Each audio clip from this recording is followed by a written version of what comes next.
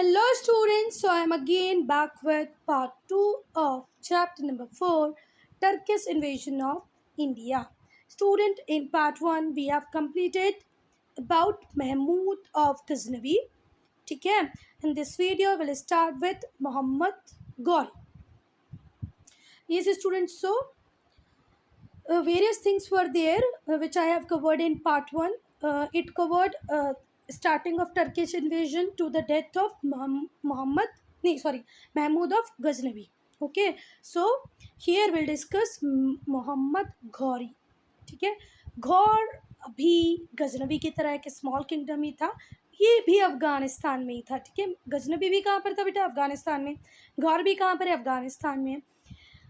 Mahmood of Ghazni had defeated the ruler of Ghor. अच्छा हाँ, जो गजनी थे, गजनी ने क्या किया था? गौर को डिफीट किया था. And made him is vessel. अब वेसल का मीनिंग होता है अपना जागीरदार बना लेना, और कहीं कहीं एक फेंट रेफरेंस ये भी मिलता है कि गुलाम बना लेना. पर ठीक है, हम मानते हैं कि उन्होंने गौर को जागीरदार बना लिया होगा. So student, Mahmud of Ghazni ने सिर्फ इंडिया को इन्वेड नहीं किया, अपने पास में एक स्मॉल किंगडम था घौर, उसके जो किंग थे उनको भी डिफीट किया और उन्हें क्या बना लिया? अपना वासिल. आफ्टर महमूद डेथ, पर महमूद की जब डेथ हुई तो हम लोगों ने देखा कि पूरा की पूरा एम्पायर श्रिंक हो गया. The Ghaznavid empire had become weak. पूरा के पूरा गजनविद एम्पायर क्या हो गया? वीक हो गया. घौर रूलर मोइजुद्दीन मोहम्मद. घौर रूलर मोइजुद्दीन मोहम्मद जो थे वो किसके रूलर थे? घौर रूलर थे. तो उन्होंने इसको अपॉर्चुनिटी के लिए लिया. देखो, पहले जो कौन थे बेटा? गजनी महमूद ऑफ गजनी जो थे, इन्होंने किसके ऊपर अटैक किया था? घौर के ऊपर अटैक किया था ना. अब जब गजनविद एम्पायर पूरा क्या हो रहा है? वीक हो रहा है, तो घौर इसको अपॉर्चुनिटी की तरह देख रहे हैं. वो सोच रहे हैं अब हम फ्री हो जाएंगे. और इस घौर में इस टाइम में किंग कौन है? मोइजुद्दीन मोहम्मद. कौन है? मोइजुद्दीन मोहम्मद, जिनको आप एक दूसरे नाम से भी जानते हो, वो नाम है मोहम्मद गौरी. ठीक है, फेमसली आप किस नाम से जानते हो उसको? मोहम्मद गौरी. ठीक है, आई बात समझ में? तो यहाँ पर मोहम्मद गौरी और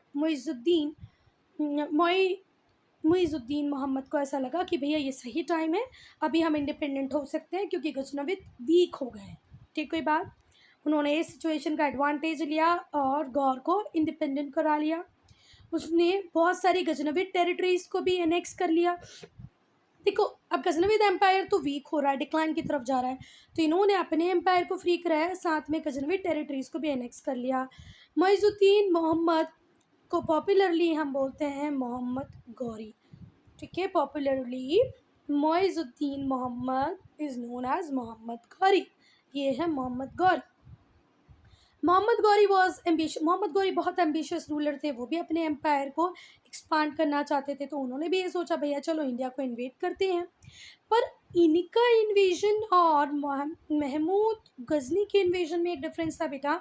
महमूद गजनी सिर्फ हमको प्लंडर इन्वेड करने आता था, पर गौरी यहाँ इंडिया में अपने एम्पायर को एक्सटेंड करने आ रहे हैं. वो यहाँ पर एम्पायर बिल्डिंग के लिए आ रहे हैं. क्या बात समझ में आ रही है? ये रहा हमारा इंडिया. तो इंडिया को सिर्फ लूटने, प्लंडर करने के लिए, इन्वेजन के लिए आता था कौन? गजनी. ठीक है, उसका काम क्या था? सिर्फ लूटना. महमूद ऑफ गजनी का काम था सिर्फ इंडिया को लूटना. पर जब मोहम्मद गौरी आ रहे हैं तो इनका काम है कि हम यहाँ पर क्या करेंगे? Empire building. क्या करेंगे बच्चा? Empire building. तो ये डिफरेंस बता दोगे? एक सिर्फ हमें लूट कर वापस चला जाता और अपनी जगह पे बैठ जाता, उसे हमारी टेरिटरी से कोई मतलब नहीं. दूसरा, हमारे एरिया को अक्वायर कर रहा है कौन? मोहम्मद गौरी. चलो, वो कब आए? 1175 में महमूद गौरी ने मुल्तान को कनकर किया. 1178 में उन्होंने एक सेटबैक मिला. उन्होंने किससे सेटबैक मिला? गुजरात के रूलर से. ज़रा ध्यान रखना, 1175 या बोलो 1175 में उन्होंने क्या किया? मुल्तान को कनकर कर लिया। यहाँ पर कोई प्रॉब्लम नहीं हुई, मुल्तान उनके कंट्रोल में आ गया। पर जब वो 3 ईयर बाद में आए 1178 में, तब उन्हें गुजरात के रूलर से एक बहुत बड़ा सेटबैक मिला। गुजरात के रूलर ने उन्हें हरा दिया। मोहम्मद ने रियलाइज़ किया कि भाई यहाँ से अच्छा है मैं पंजाब की तरफ से अटैक करूँ, वहाँ पर अपना बेस बना लूँ, वहाँ से मुझे जीत मिल सकती है। फिर वो आए 1190 में, 1190 में उन्होंने पंजाब को कनकर कर लिया। The Rajput ruler of the neighbouring kingdom of Delhi and Ajmer, Prithviraj Chauhan, prepare to face him. अब देखो, पंजाब उसके पास है, मुल्तान पहले आ गया था, पंजाब भी आ गया उसके पास। कब आ गया? 1190 में पंजाब को उसने कनकर कर लिया।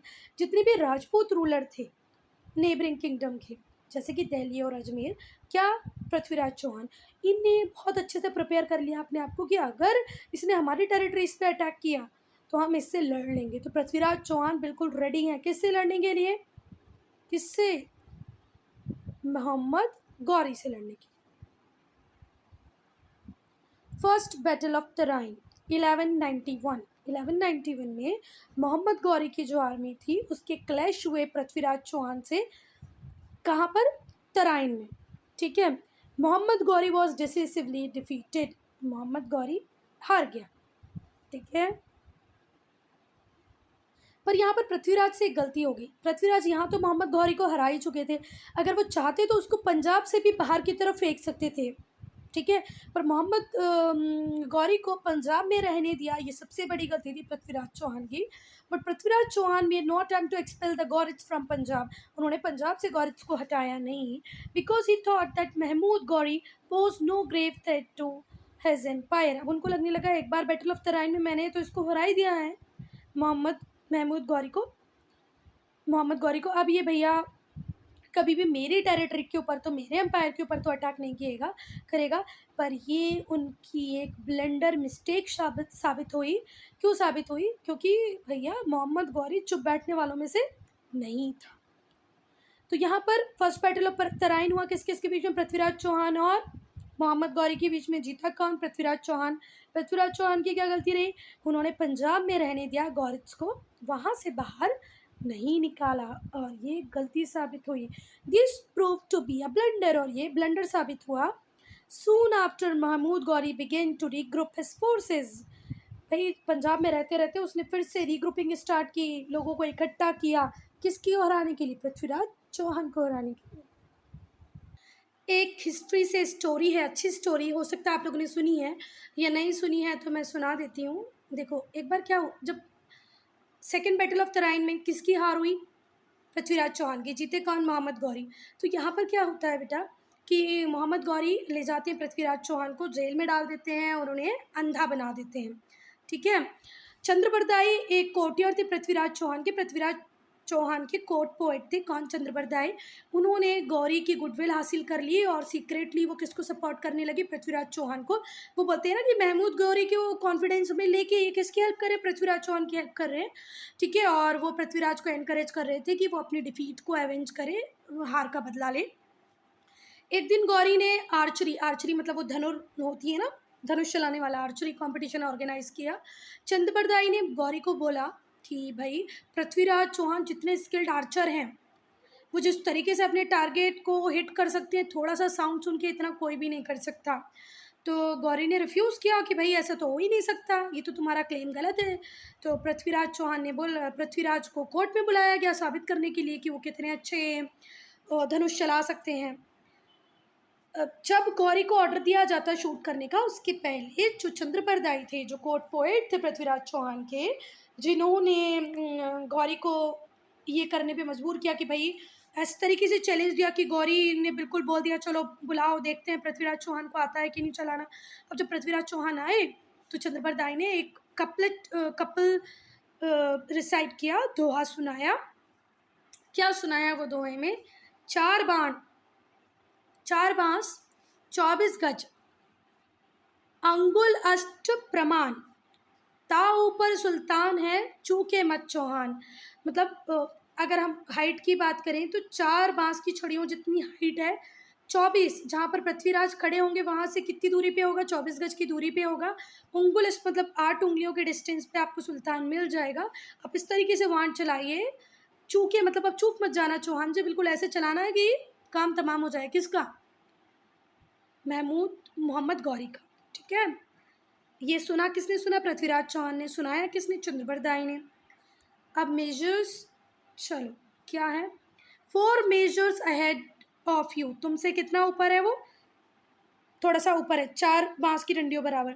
24 यार्ड्स, मतलब गज का मतलब होता है yard, away as measured with 8 finger measurement is seated the sultan. 8 उंगली ऊपर कौन बैठे हैं भैया? सुल्तान बैठे हैं। डोंट मिस हिम चौहान, आप उनको मिस ना करें, बिल्कुल मार ही दें, इस तरीके से धनुष चलाएं कि वो मर जाए। Ghori order Prithvi to shoot, जैसे ही गौरी ने पृथ्वी को शूट करने का ऑर्डर दिया, no sooner had he done so then Prithviraj turn in the direction from where the sound come and shoot the arrow. जैसे ही उन्होंने आवाज़ सुनी, गौरी ने बोला पृथ्वीराज को चलो चलाओ। पृथ्वीराज की आवाज़ किसके कानों में चली गई? पृथ्वीराज ने किसकी आवाज़ सुन ली? गौरी की आवाज़ सुन ली। ठीक है, पृथ्वीराज ने गौरी की आवाज़ सुनी और जल्दी से बाण चलाया उस डायरेक्शन में जहाँ से आवाज़ आ रही थी। The arrow slit Gauri throat, इस तरीके से बाण चला कि उनका जो थ्रोट था वो मतलब घायल करता हुआ बाण अंदर चला गया। थ्रोट मतलब वो जो नेक वाला पार्ट होता है वो गया। To prevent themselves from falling into the hands of Gauri soldiers, Prithviraj and Chandrabardai then stabbed each other. इस तरीके से बाण चलाया कि गौरी का थ्रोट तो गया, गौरी की तो डेथ हो गई। अब खुद को गौरी के शोल्जर्स के हाथों में आने नहीं देना था, ना पृथ्वीराज चौहान को ना ही चंद्रबरदाई को। तो उन दोनों ने स्टैब्ड मतलब एक दूसरे को तलवार से मार दिया, छुरा गोप दिया, तो दोनों की डेथ वहीं पर हो गई। पर पृथ्वीराज चौहान अपना बदला ले लिया पृथ्वीराज चौहान ने। ठीक है, तो अब ध्यान से सुनना, ये जो कपल था ये किसने गाया था बेटा? चंद्रबरदाई ने गाया था।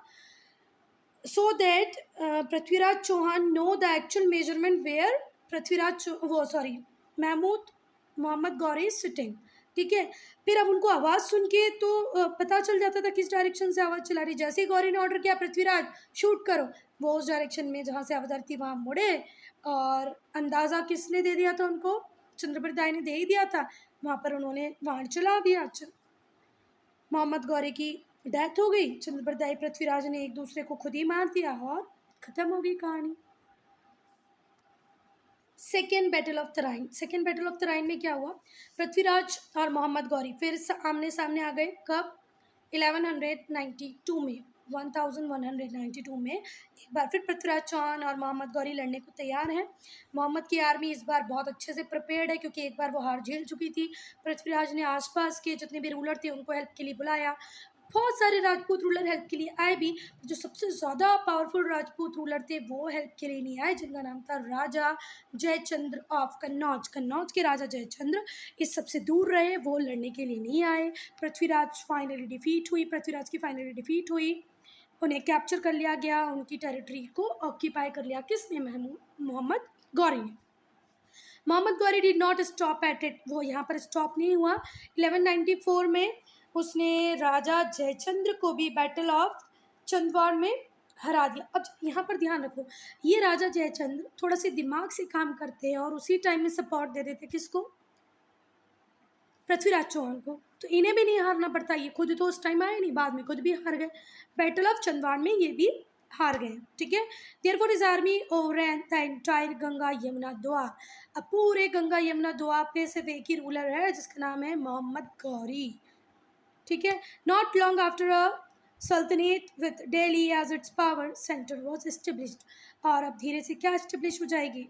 दिल्ली सल्तनेट। ठीक है, कहाँ पर? दिल्ली में, ऑब्वियस सी बात है।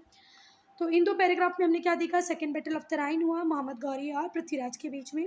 जीते मोहम्मद गौरी क्योंकि इनकी आर्मी एक बार हारने के बाद बहुत ज़्यादा अच्छे से प्रिपेयर थी। पृथ्वीराज ने आसपास के किंग्स को बोला कम एंड हेल्प मी। थोड़े बहुत किंग आए, पर जो सबसे पावरफुल किंग थे राजा जयचंद्र कन्नौज के, वो नहीं आए। पृथ्वीराज की हार हुई, एरिया एक्वायर कर लिया मोहम्मद गौरी ने। Then Mohammad Ghori did not stop at it. In 1194 में उन्होंने राजा जयचंद्र को भी हरा दिया बैटल ऑफ चंदवाड़ में। उसके बाद में गंगा यमुना दोआब वाला पूरा रीजन मोहम्मद गौरी का हो गया और दिल्ली सल्तनत प्रॉपरली वहाँ पर एस्टेब्लिश हो गई। अब टर्किश या टर्क क्यों सक्सीड हो गए, why did the Turk succeed, और मुझे ऐसा लगता है इस पे क्वेश्चन भी होगा शायद आपके बैक एक्सरसाइज में जो क्वेश्चन आंसर होते हैं होगा, why did the Turk Turk succeed. तो बेटा थोड़ा सा ध्यान रखना, यहाँ पर टर्क लिख लो, यहाँ पर मंगोल लिख लो, यहाँ पर मुगल लिख लो, यहाँ पर ब्रिटिश लिख लो, एक जो रीज़न जो कॉमन रहेगा वो रहेगा India lagged political unity. Indians में कभी भी पॉलिटिकल यूनिटी नहीं रही। There were small kingdoms that were constantly at war, छोटी छोटी छोटी बहुत सारी किंगडम थी जो आपस में ही लड़ती रहती थी। They fail to unite even in the face of foreign enemy, कोई फॉरेन एनिमी आ जाए इनको कोई मतलब नहीं होता था। ये सोचते रहते थे अच्छा ये वो राजा को हरा रहे हैं, ओ ओके ओके वेरी गुड हरा दो हरा दो। इनको ये नहीं समझ में आता था कि ये उस राजा को हराने कल हमें भी हराएंगे। जैसे अभी किसके साथ हुआ, जयचंद्र के साथ हुआ ना, उन्होंने किसको सपोर्ट नहीं किया, पृथ्वीराज को सपोर्ट किया, फाइनली उनकी किंगडम भी चली गई। तो ये बड़ी कॉमन सी चीज़ रही है हमारे साथ में, इंडिया लैक्ड पॉलिटिकल यूनिटी। यहाँ पर टक नहीं, यहाँ पे किसी को भी आप डाल दो सब सक्सेसफुल हुए इस बात में। तो पॉलिटिकल डिसयूनिटी बहुत कॉमन बात है, और इसीलिए टर्क को थोड़ा भी टाइम नहीं मिला, फटाफट फटाफट वो इंडियन किंग्स को हराते चले गए।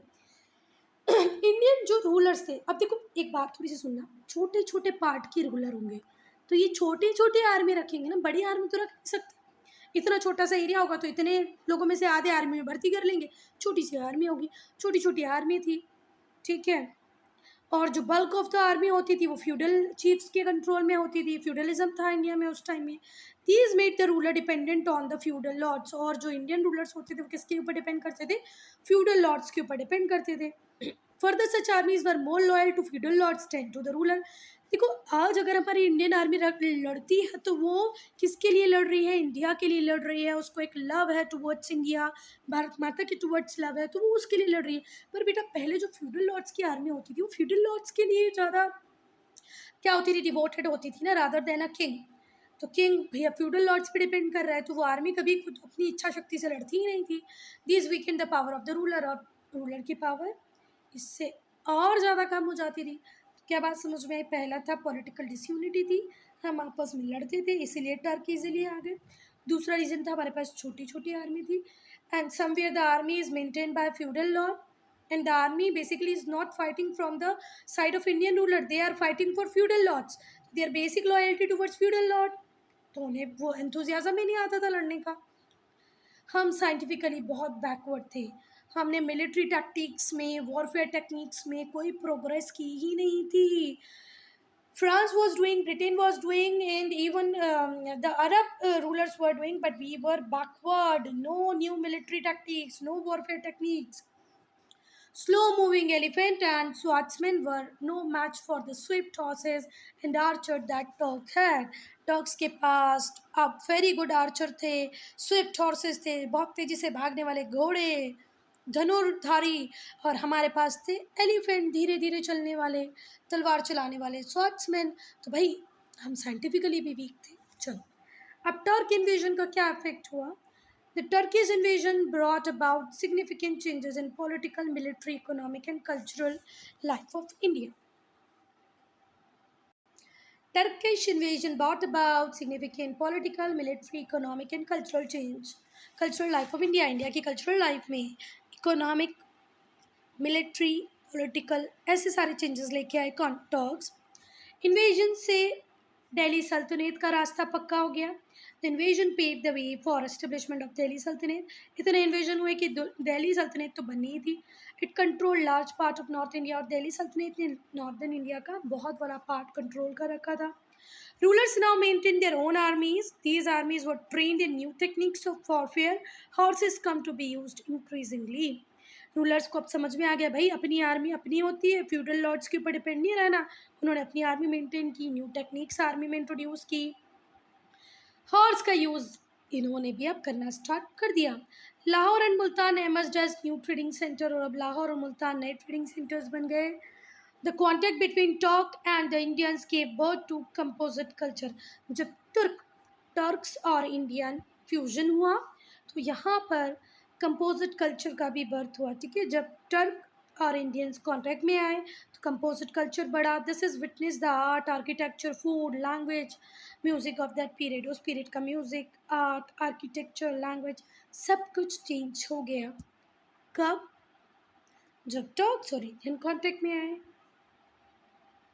एक बार फटाफट से टाइमलाइन और देख लेते हैं। 712 में क्या हुआ? मोहम्मद बिन कासिम कनकट सिंध। मोहम्मद बिन कासिम ने सिंध को जीता। फिर 1018 में महमूद ऑफ गजनी ने मथुरा और कन्नौज को रेड किया। 1026 में सोमनाथ टेम्पल पे रेड की। 1091 में बैटल ऑफ तराइन हुई, जिसमें पृथ्वीराज चौहान ने किसको हरा दिया? मोहम्मद गौरी को हरा दिया। फिर एक साल बाद ही 1192 में सेकेंड बैटल ऑफ तुराइन हुआ, जिसमें मोहम्मद गौरी जीते और पृथ्वीराज चौहान हार गए। 1194 में मोहम्मद गौरी ने किसको भी डिफीट कर दिया बेटा? राजा जयचंद्र को भी हरा दिया। ठीक हुई बात? So student, I'm ending this video here only. If you have any doubt, any problem, do write in comment section.